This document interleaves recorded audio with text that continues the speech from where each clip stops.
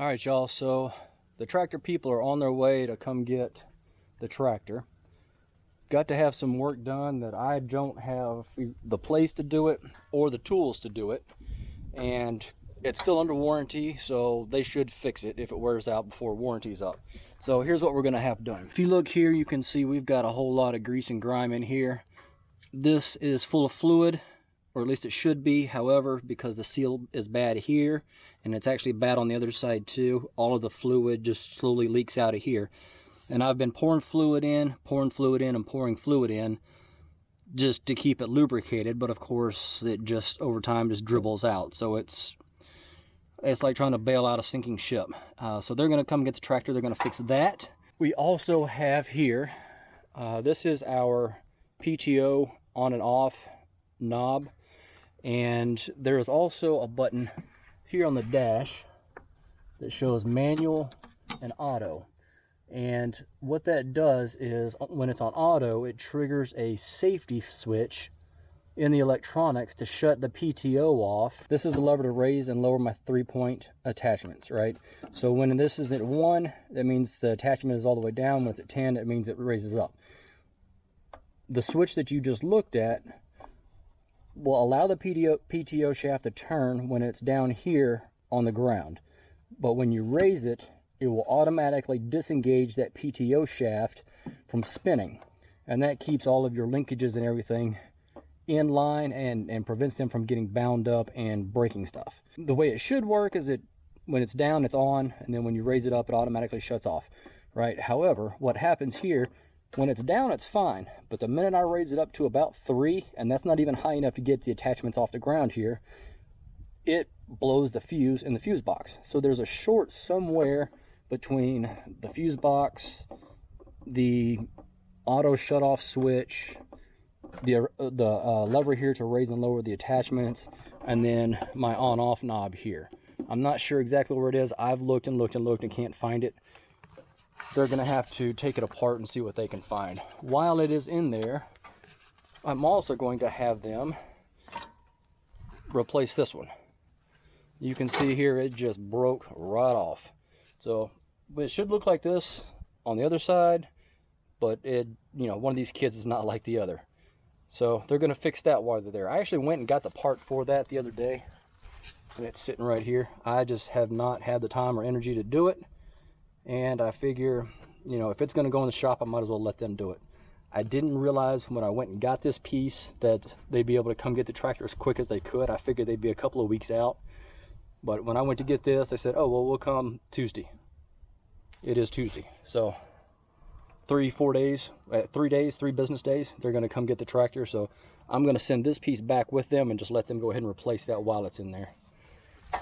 There's also one other thing here, and with the Kioti reviews online, I've seen a couple of times, and it's one of those things I didn't really think a whole lot about and didn't think it would be a problem, right? So you see where the exhaust comes out here and it faces out. Well, when my loader's all the way down, the loader arm sits right about here. And now look what's happened here. See this? This is where the exhaust has melted. This is just like a hard plastic poly something another spacer in here that holds your hydraulic lines. Well, the heat from the exhaust has actually melted this. So I'm going to have them get this cleaned up and replace this piece too. This to me is a design flaw. I don't know why they wouldn't have this, maybe angled down some or even forward or something other than blowing directly into the side of the loader arm here. I don't know. I feel like it could be improved on, and maybe they have since we got this. I don't know, but I got to get them to fix that too.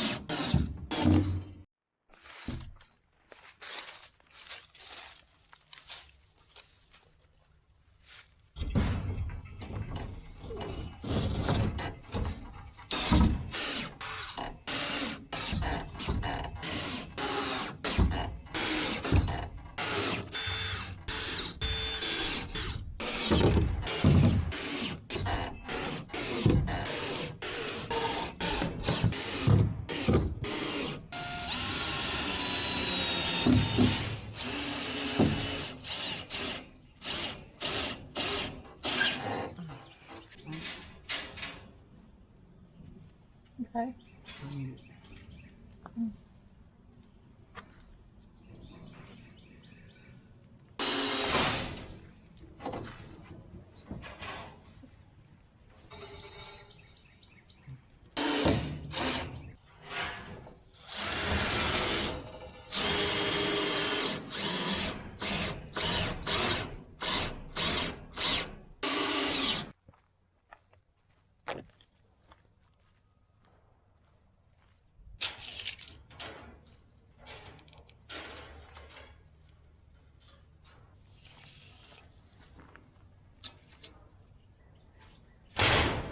Well, Houston, we have a problem.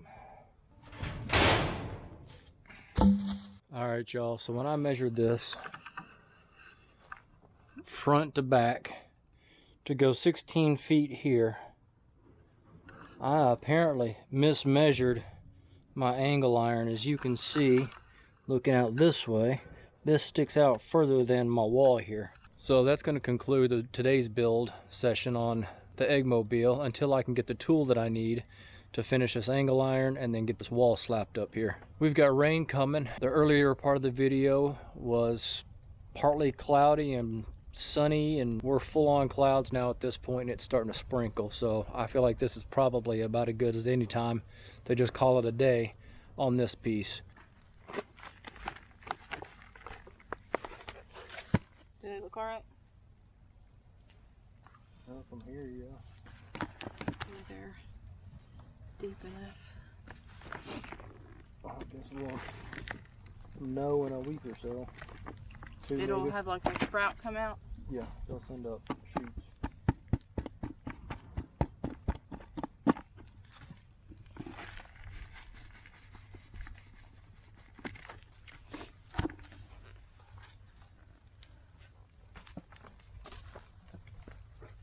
So after a lot of messing around and finding out, what I discovered is that this angle iron is still too long, and I just spent the last hour probably taking those screws, those bolts out, tapping new holes further up the trailer, and getting those bolts put back in. Now I have to come in and cut off about 6 inches here on each side so that we can get our 4x4 base put down, and then we'll build up from there. Hey, I want y'all to look here at this.